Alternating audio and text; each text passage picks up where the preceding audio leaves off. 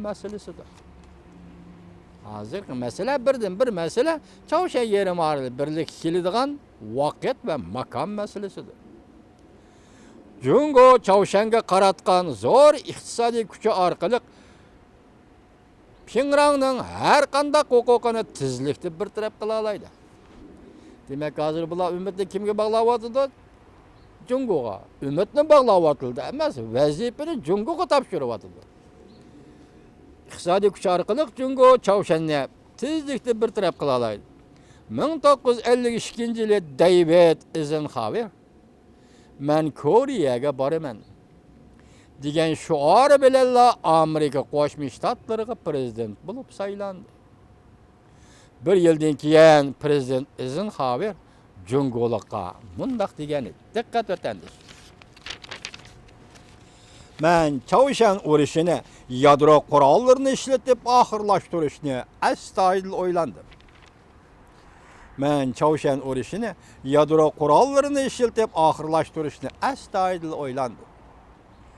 Jungoliklar bu xabarga erishgandan keyin Eisenhower vazifaga o'ltirib, yarim yil o'tgandan keyin urushni to'xtatdi. Ko'ringlar, ma gapni, ma tarixni ko'rib oling, vatandoshlarim.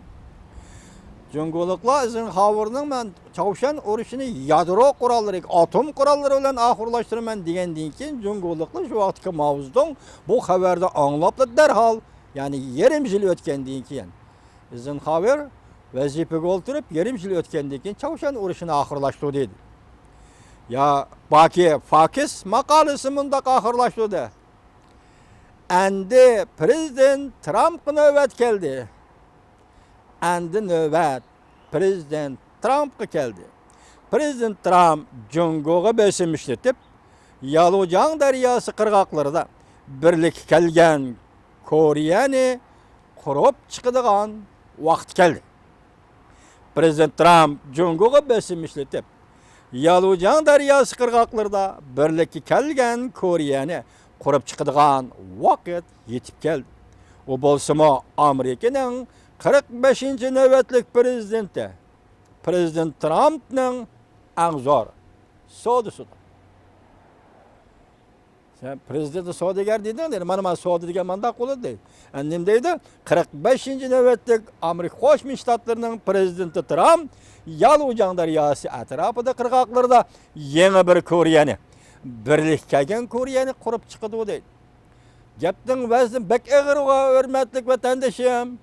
Demak, yalti yig'inda parchalangan Çavuşan, yalti yig'inda parchalangan Germaniyadagi birlik keladi deydi u. Degininglar bo'lsin, hurmatli Amerikaliklar.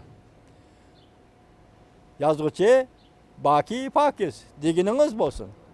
Shundaqla Alloh prezident Trumpga kuch ato qilsin.